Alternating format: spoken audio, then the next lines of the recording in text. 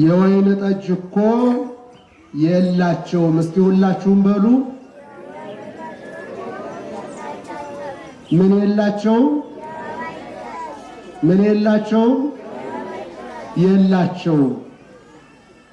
አለመኖራችንን የምታስብልን እናት ወላዲተ አምላክ እመብርሃን ቅድስተ ቅዱሳን ድንግል ማርያም የተናገረችው ቃል ነው። የወይን ጠጅ እኮ የላቸውም። የመጀመሪያ ግልጽ እንዲሆንላችሁ ወንጌሉን በቅዳሴው ሰዓት ሲነበብ ሰምታችኋል። ነገር ግን ብዙዎቻችን ቅዳሴው ካለቀ በኋላ ደወል አዳምጠን የምንመጣ ስለምንበዛ ወንጌሉን እንደሚከተለው አነብላችኋለሁ። የዮሐንስ ወንጌል ምዕራፍ 2 ከቁጥር 1 ጀምሮ እስከ 13 አነብላችኋለሁ። በሦስተኛውም ቀን በገሊላ ቃና ሰርግ ነበረ። የኢየሱስም እናት በዚያ ነበረች። ኢየሱስም ደግሞ ደቀ መዛሙርቱም ወደ ሰርጉ ታደሙ። የወይን ጠጅም ባለቀ ጊዜ የኢየሱስ እናት የወይን ጠጅ እኮ የላቸውም አለችው። ኢየሱስም አንቺ ሴት ከአንቺ ጋር ምን አለኝ? ጊዜ ገና አልደረሰም አላት። እናቱም ለአገልጋዮቹ የሚላችሁን ሁሉ አድርጉ አለቻቸው። አይሁድም እንደሚያደርጉት የማንጻት ልማድ 6 የድንጋይ ጋኖች በዚያ ተቀምጠው ነበረ። እያንዳንዳቸው 2 ወይም 3 እንስራ ይይዙ ነበር። ኢየሱስም ጋኖቹን ውሃ ሙሏቸው አላቸው። እስካፋቸውም ሙሏቸው አላቸው። እስካፋቸውም ሞሏቸው። አሁን ቀድታችሁ ለአሳዳሪው ስጡት አላቸው። ሰጡትም። አሳዳሪውም የወይን ጠጅ የሆነውን ውሃ በቀመሰ ጊዜ ከወዴት እንደመጣ አላወቀም። ውሃውን የቀዱት አገልጋዮች ግን ያውቁ ነበር። አሳዳሪው ሙሽራውን ጠርቶ ሰው ሁሉ አስቀድሞ መልካሙን የወይን ጠጅ ያቀርባል፣ ከሰከሩም በኋላ መናኛውን አንተስ መልካሙን የወይን ጠጅ እስካሁን አቆይተሃል አለው። ኢየሱስም ይህንን የምልክቶች መጀመሪያ በቃና አደረገ፣ ክብሩንም ገለጠ። ደቀ መዛሙርቱም በእርሱ አመኑ። ከዚህ በኋላ ከእናቱና ከወንድሞቹ ከደቀ መዛሙርቱም ጋር ወደ ቅፍርናሆም ወረደ ይላል። ይሄ ከዚህ በታች ያለው ሌላ ታሪክ ነው። እንግዲህ ጌታችን አምላካችን መድኃኒታችን ኢየሱስ ክርስቶስ ይህንን ታምር የሰራው የመጀመሪያ ታምር ይባላል። የመጀመሪያ ታምር ሲባል ለመጀመሪያ ጊዜ ይህንን ታምር ሰራ ማለት አይደለም። የመጀመሪያ ታምር የተባለበት ምክንያቱ ከበረሃ ከገዳም 40 መዓልት 40 ሌሊት ጾሞ ከወጣ በኋላ ያደረገው ታምር ማለት ነው። ይህ ታምር የተከናወነው የካቲት 23 ቀን ነው። ነገር ግን አባቶቻችን የውሃን በዓል ከውሃ በዓል ጋር መከበር አለበት በሚል ሊቃውንቱ ከጥምቀት ጋር አብሮ እንዲከበር ጥር 12 ቀን ይህ ታምር መታሰቢያ ተደርጎ እንዲከበር ሊቃውንቱ ወስነዋል እንጂ ጌታ ኢየሱስ ክርስቶስ እንደተጠመቀ ሳይውል ሳያድር ወዲያውኑ ወደ ገዳመ ቆሮንቶስ ነው የሄደው። ወደ ገዳመ ቆሮንቶስ ሂዶ 40 መዓልት 40 ሌሊት ጾሞ ጸልዮ 3ቱን አርእስተ ኃጣውእ ድል ነስቶ ለእኛም ጾምን አስተምሮ የጾምን ሥራ ሰርቶ ከጾም ከወጣ በኋላ በ3ኛው ቀን ከበረሃ ከወጣ ከገዳም ከወጣ በ3ኛው ቀን ነው ይህንን ታምር ያደረገው። ግልጽ ነው። ይህንን ታምር ያደረገው በ3ኛው ቀን ከእናቱ ከድንግል ማርያም እንዲሁም ከደቀ መዛሙርቱ ጋር ይህንን ሰርግ ታደመ ይላል።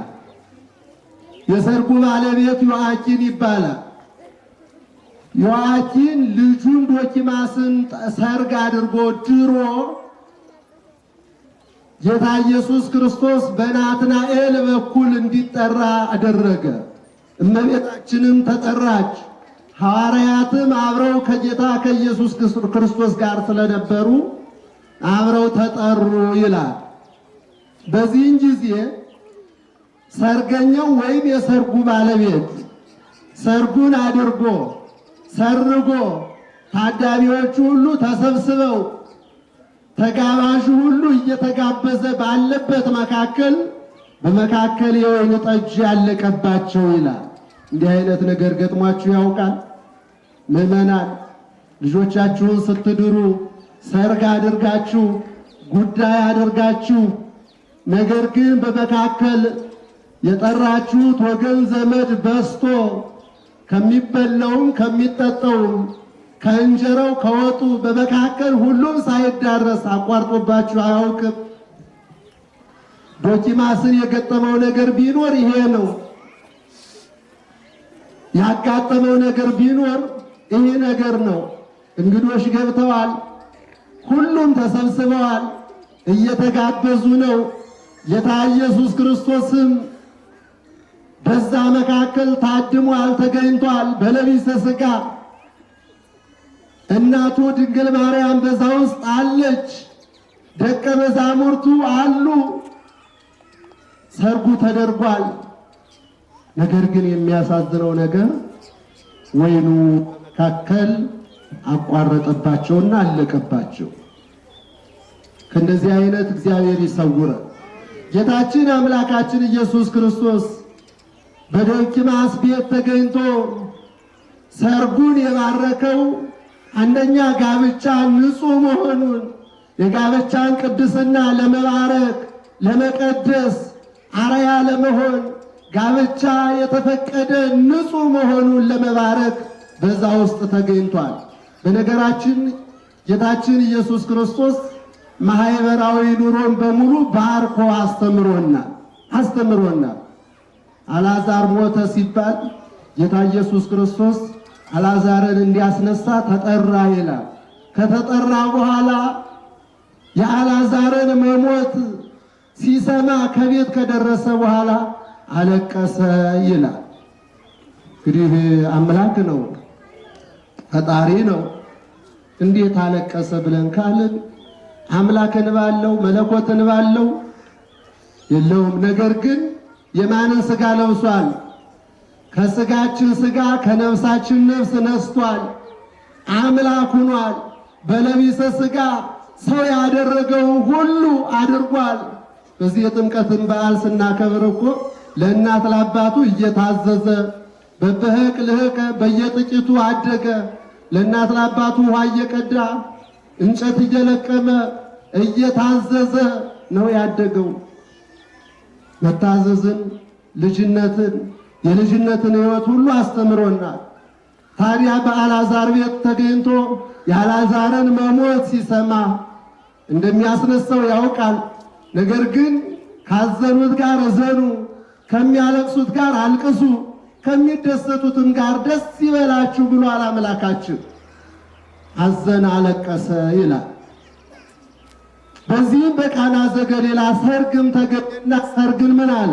ባረከ። ስለዚህ ማህበራዊ ኑሮንም ጭምር ነው ያስተማረን። ግልጽ ነው።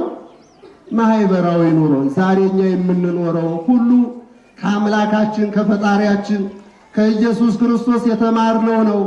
የትም አግኝተነው አይደለም። በዛ በሰርግ ቤት ተገኘ። ዝቅ ብሎ ከታዳሚዎቹ ጋር ጌታ ኢየሱስ ክርስቶስ ከማህበርተኞቹም ጋር እኮ ማህበር ይጠጣ ነበር። ማህበር ይጠጣ ነበር፣ የጽዋ ማህበር ላይ ማለት ነው። ስለዚህ እሱ ያላደረገው ነገር የለም። በተለይ በቤተ ክርስቲያን የሚከናወነው ነገር ሁሉ እሱ የባረከው እሱ ያደረገው ነገር ነው። ስለዚህ በዛ በሰርግ ቤት ተገኘና ሰርገኞቹ የሰርጉ ባለቤት ዮአኪን በልጁ ሰርግ መሃል ተገኝቶ እየባረከለት እያለ ያ የወይን ጠጅ አለቀባቸው፣ ተጨነቁ። የልባቸውን መጨነቅ ማዘን ግን የተረዳላቸው ማንም አልነበረ። ድንግል ማርያም ብቻ ናት የተረዳቻቸው። ወደ ልጇ ወደ ፈጣሪዋ ወደ ኢየሱስ ክርስቶስ ጠጋ አለችና ልጄ ወዳጄ፣ ሰው እንደምታየው ተቀምጧል፣ ታዳሚው ብዙ ነው፣ ነገር ግን እኮ የወይን ጠጅ የላቸውም አለችው። ጎደሏችን ማን ነው የሚያውቅልን? ድንግል ማርያም ታውቅልናለች የኛን ጎደሎ። ድንግል ማርያም ይህንን ስትል ዮአኪን አመልክቷት አይደለም፣ ዶኪማስ ነግሯት አይደለም። ነገር ግን እንዳለቀባቸው መጨነቃቸውን አውቃለች፣ ተረድታለች። ዛሬ የተወደዳችሁ ምዕመናን እኛ የተጨነቅንበትን ነገር ሁሉ እኮ ድንግል ማርያም ታውቀዋለች እኮ። አታውቀውም እንዴ? ከኛ የጎደለውን እኮ እሷ ታውቀዋለች። በየቤታችን በየጓዳችን ብዙ ነገር እኮ ጎደሎ አለብን። የጎደለ ነገር የለም። እናቶቻችን እንዲው እውነት ለመናገር ጤፍ አስፈጭታችሁ እንዲው ቶሎ ሲያልቅ እንዲው ምን ነው የሚሻለኝ ብላችሁ የምትሉ እኮ አላችሁ እኮ። ብዙ ጎደሎ እኮ አለባችሁ ቤት ውስጥ እኮ። ያን ሁሉ ግን ማን ያውቃል? እመቤታችን ታውቀዋለች።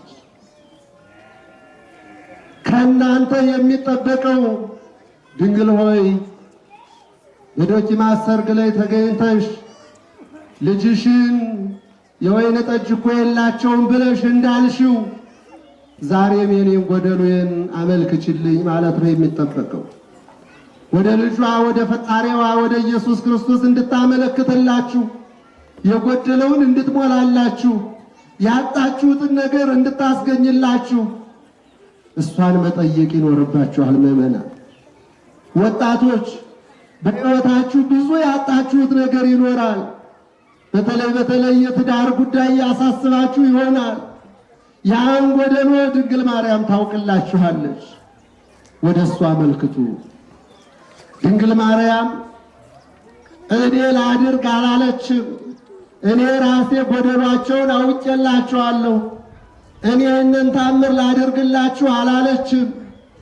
አማላጅነቷና ያስተማረችን ወደ ልጇ ወደ ፈጣሪዋ ዞር አለችና ወይን እኮ የላቸውም አልቆባችኋል እኮ አለችው። ይህ ምልጃ ነው። የተወደዳችሁ ምዕመናን፣ ራሷ ማድረግ ላድርግ አላለችም። የድንግል ማርያም ሥራ የሰዎችን ወደ ልጇ ማድረስ ነው። ግልጽ ነው። የእኛን ልመና ወደ ማን ማድረስ ነው? ወደ እግዚአብሔር ማድረስ ነው። ድንግል ማርያምን አናመልካትም። ድንግል ማርያምን አምላክ ናት ብለን አናውቅም። የድንግል ማርያም ዓላማዋ የእኛን ልመና ወደ ልጇ ማድረስ ነው። ግልጽ ነው። የእኛን ልመና ወደ ማን? ወደ ልጇ። ልጅ ደግሞ ጌታ ኢየሱስ ክርስቶስ የእናት ልመና ፊት አያስመልስ አንገት አያስቀልስ እንዲሉ ያለምንም ቅድመ ሁኔታ ልመናዋን ይሰማታል። ምክንያቱም ስምሽን የጠራ ዝክርሽን የዘከረ እምርልሻለሁ ብሏታል። አንቺን የለመነ አንቺን የተማጸነ ሁሉ አደርግለታለሁ ብሎ ቃል ኪዳን ሰጥቷታል። ለማን? ለድንግል ማርያም ለእናቱ። እናንተ እናታችሁን አታከብሩም እንዴ? አትወዱም? እናታችሁ ለምናችሁ እምቢ የምትሉት አለ? የለም። እኛ እኮ የተወደዳችሁ ምዕመናን አላወቅንም እንጂ እኮ በአጭር አቋራጭ እሱን የምናገኝበት መንገድ እኮ እሷ እኮ ነች። ማነች? ድንግል ማርያም። እሷን የሰጠን አምላካችን የተመሰገነ ይሁን። አመስግኑት እግዚአብሔርን። ባዶነታችን የምትረዳ ችግራችንን የምትረዳ ከአምላኳ ከልጇ ጋር የምታስታርቀን ጎደሏችንን የምትሞላልን የልመናችን መሻት የምትፈጽምልን ድንግል ማርያም ብቻ ናት። እሷን ለምኗት። በሕይወታችሁ ውስጥ የጎደለባችሁን ልጅ ያጣችሁ፣ ትዳር ያጣችሁ፣ ሰላም ያጣችሁ፣ በሕይወታችሁ ሁሉ የታወካችሁ መረጋጋት የሚገኘው በድንግል ማርያም በኩል አልፈን ስንሄድ ብቻ ነው። ሰላም የሚገኘው መልስ የሚገኘው በድንግል ማርያም በኩል አልፈን ስንሄድ ብቻ ነው። ስለዚህ እሷን ለምኗት። ስለዚህ ምን አለች? ወይን የላቸውም እኮ አለች። ወይን እኮ የላቸውም አልቆባቸዋል አለች። ጌታ ኢየሱስ ክርስቶስም እንዲህ አላት፣ አንቺ ሴት ከአንቺ ጋር ምን አለኝ? ጊዜ ገና አልደረሰም አለ። ይህንን ብዙ ጊዜ ፕሮቴስታንቱ አንቺ ሴት የሚለውን ቃል እየደጋገሙ እንደገላመጣት ወላ እንደሰደባት አድርገው የሚተረጉሙ አሉ።